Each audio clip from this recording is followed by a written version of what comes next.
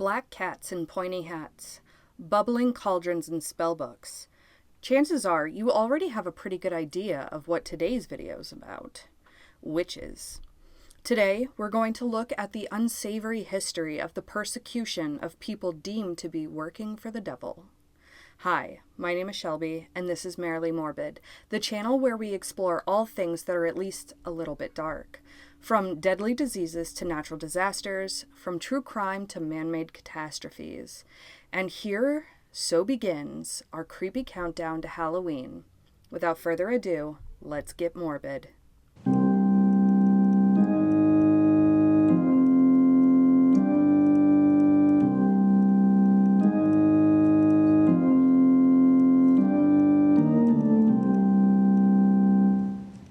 Before the Black Plague in Europe, those who believed in magic believed that it was mostly a positive force, and those who didn't believe in magic simply didn't. Few saw it as an evil thing. The Catholic Church denied the existence of magic, and Charlemagne, yes, that Charlemagne, believed that magic was just a superstition. However, he did make a law that put to death anyone who, quote, put a witch to death. As the Middle Ages came to a close, though, witchcraft began to be seen as heretical against Christianity, meaning that it seriously went against the principles of Christianity. That led to the belief that witches, those practicing magic, were the followers of the devil, and they wanted Christianity to be wiped from the earth. With the appearance of Protestant Christianity, both Protestantism and Catholicism were fighting for dominance over the people. Each one began to offer witch hunting as a way to attract people to their particular church. Only their church could save your soul. We know this because the countries with the biggest divides among Protestants and Catholics ended up with far, far more witch hunts than countries that were still predominantly Catholic. But, interestingly, when people accused others of being witches, it was usually people of the same religion. Catholics accusing Catholics, Protestants accusing Protestants. It didn't help that Europe was going through a time of great turmoil. Wars, the Christian church splitting, plagues, unpredictable and severe weather. It was probably a way for people to place blame of the world's problems onto a tangible target, witches, which could also allow them to get some satisfaction through taking their anger and fear out on those that they deemed other. Many of those who were accused of being witches were natural healers who were just misunderstood and believed to be doing the devil's work. Many of those who were accused of being witches were actually just single women, widows, willful women, and other women on the margins of society were also targeted. Witch hysteria really began during the mid-1400s. Many accused witches confessed under torture, and within a century, witch hunts became common, and most of the accused were executed by being burned at the stake or being hanged. Between 1500 and 1660, up to 80,000 suspected witches were put to death in Europe. 80% of them were women, and Germany killed more witches than any other country. I want to jump in here and ask you to subscribe if you haven't already. I only started my channel this year and haven't reached 200 subscribers yet. So, if you're morbid like me, help me grow my channel by hitting subscribe now. Every subscriber makes a difference. Okay, let's get back to the video. The witch trials in Europe were spurred on by the publications of two separate books, Malleus Malificarum and Daemonolgie. In 1486, two German Catholic priests wrote a book called Malleus Malificarum, which is usually translated as The Hammer of Witches, and it made witch mania go viral. The book outright said that most witches are women because they are more morally susceptible to being corrupted by the devil. Furthermore, the book was a how-to guide on how to identify a witch and what you should do with them after. Malleus Malificarum labeled witchcraft as heresy and quickly became the authority for Protestants and Catholics trying to flush out witches believed to be living among them. Surprisingly, though, it was pretty much condemned by the author's contemporaries when it was first published. But as the people's views on witchcraft changed, so did scholars' views on the book. For more than 100 years, the book was only second to the Bible in sales.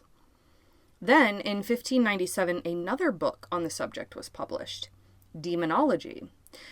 It was a book of 3 parts, written by none other than King James I of England.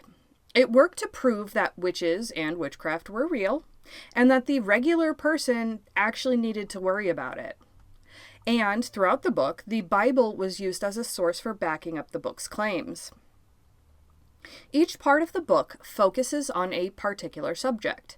The first part focuses on magic in general, but also talks about necromancy, or black magic. Funnily enough, to me anyway, the first part makes a distinction between astronomy and astrology. It encourages astronomy as a study of God's celestial creations and condemns astrology as witchcraft.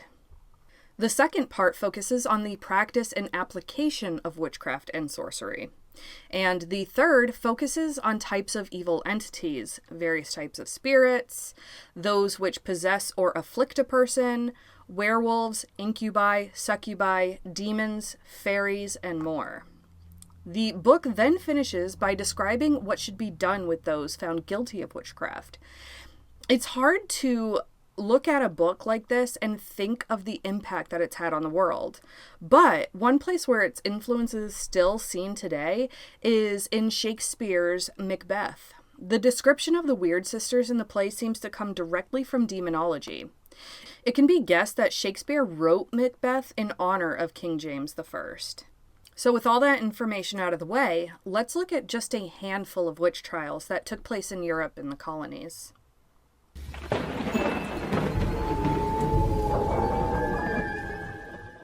The Valais witch trials are thought to be the first systematic witch trials in Europe. They began in August 1428 in Valais, Switzerland, where French was spoken, and ended up spreading to the German-speaking population as well. The trials went on for the next 19 years and resulted in the deaths of at least 367 people. The law at the time required a person to be accused of witchcraft 3 times. After the 3rd accusation, a person would be immediately arrested and interrogated. If they confessed, they were burned at the stake, and everyone confessed eventually.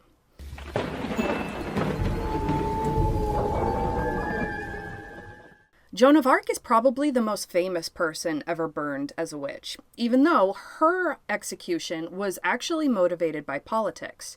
She was a peasant and just a kid when she began to claim to hear the voices of various angels. The angels were telling her how to help the Kingdom of France expel the English from their lands. The king believed her claims and took her advice when it came to battles and sieges. There were some very important victories and losses, and Joan was always at the scene of the action. Eventually, though, her luck ran out when she was finally captured by the English. She was actually tried in an English court of law, and her charges were heresy, fraud, cross-dressing, and witchcraft. Gotta throw that last charge in for good measure. Couldn't have made her into a martyr, could they? How'd that work out for them? Well, the 19-year-old became immortalized and became a Catholic saint. Not too shabby a legacy.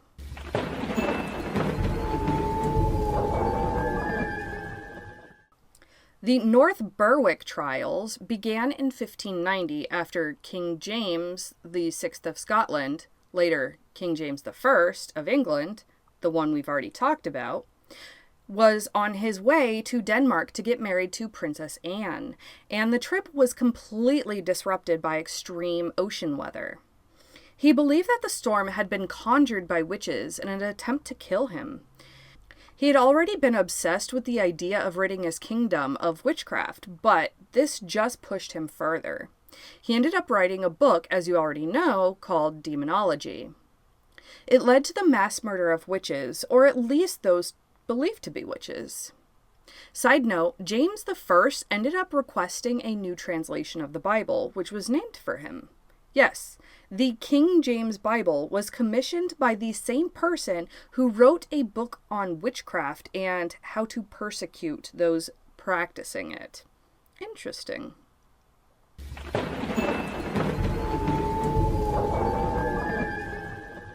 For the previous 100 years, Trier, Germany had been a place believed to be plagued with witches. It wasn't until 1581 that the archbishop of the local diocese decided that it was time to do something about that problem. He chose a man named Peter Binsfeld to lead this crusade against the witches. And Binsfeld fully believed in the existence of witchcraft and believed that the only way to get people to confess to such a terrible crime was through, you guessed it, torture. Yeah. What made these witch trials different from the others is that no one was safe. When the crops failed and the peasants started to go hungry, they blamed the nobility of witchcraft and for creating their hardships. Over the years, hundreds, at least 360 known people, were burned alive at the stake, and 1 in 3 of those were nobility. And it just goes to show you how really indiscriminate those accusations were. The most prominent person executed during these trials was Dietrich Flade, a chief judge of the Electoral College who was also the head of Trier University. But why would someone accuse someone so obviously above board? Apparently, someone was very upset with him on how lenient he had been with sentences handed down to those convicted of witchcraft, and he also didn't believe in the use of torture against the accused. Of course, he tried to defend himself, but it's obvious that he was railroaded. He was never going to be able to prove his innocence because his accusers wouldn't allow it. The Trier trials continued into the 1590s, and when all was said and done, the Trier trials were the deadliest witch trials that Europe ever saw.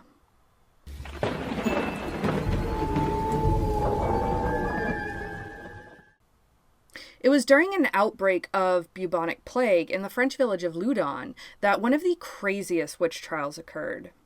The epidemic killed more than 1 in 4 people in the town, leaving almost 4,000 dead. The local convent, which was home to 16 nuns, decided that for their own safety, they would shut themselves away from the public. Then, strange things began happening. The nuns began to see apparitions, experiencing convulsions, and spoke in unknown languages. They swore they were seeing floating black orbs and skeletons just walking about the place. They also claimed to have been physically assaulted by unseen forces. Eventually, the nuns believed that they were being possessed. Supposedly, they would perform actions and behave in wildly inappropriate ways that you'd think were straight out of the movie The Exorcist. As you can guess, that meant that priests soon arrived to perform exorcisms on the nuns. After months of exorcisms, it was decided that a priest named Urbain Grandier had been to blame for everything that had been going on. The nuns were probably coerced into naming him as the cause because it turns out that he was very much unliked in the church and had a very rebellious and inappropriate nature. Rumor has it that he knocked up a nobleman's daughter. Anywho, he was tortured to try to get him to confess, but he never did. And even when some of the nuns recanted their accusations against him, it didn't matter. The Catholic Church believed, or decided, that they had their man. Father Grandier was burned at the stake in 1634. Yet, the possessions went on for a further 4 months before another priest arrived and cured the head nun by taking on her possession himself. He claimed to experience abdominal pains and even led him once to attempt to end it all, but he survived and eventually recovered.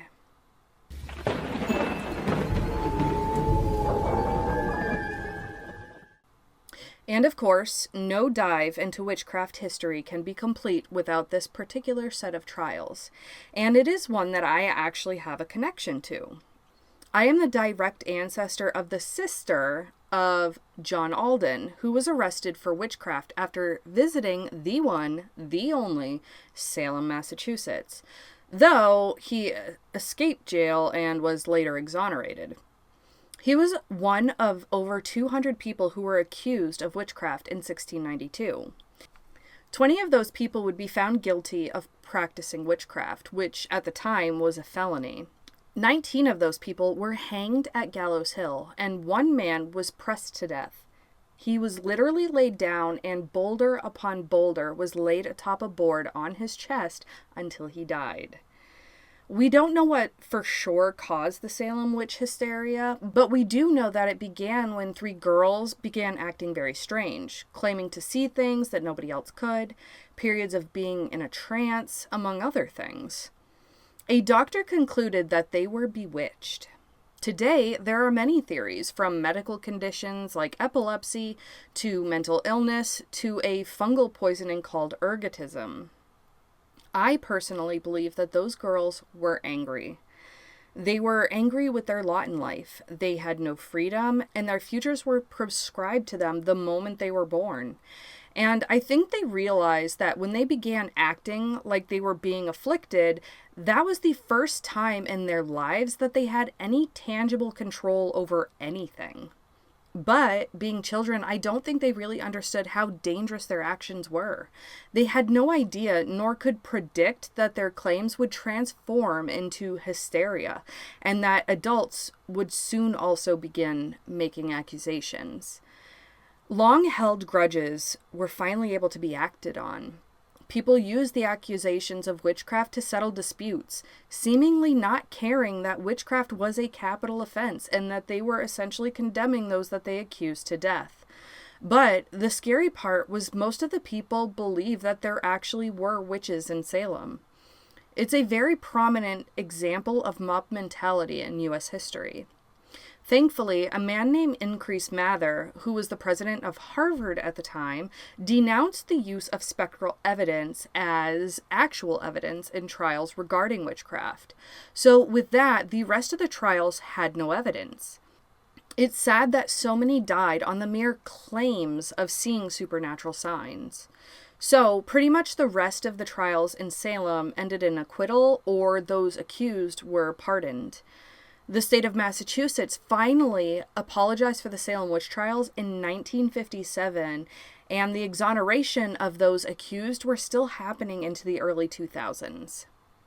I wish I could say that the Salem witch trials marked the end of an era of witch hunting, but unfortunately, here and there for almost another 100 years, innocent people met their fates after being convicted of witchcraft. The last known person to be executed in Europe for witchcraft was a woman named Anna Goldie, who was beheaded in 1782 in Switzerland. And that's it for today. If you liked today's video, please like, comment, and subscribe, and I will see you next Tuesday for our next episode of the creepy countdown to Halloween, Vampires, from Vlad to Dracula. And, as always, don't forget to be merry, but stay morbid.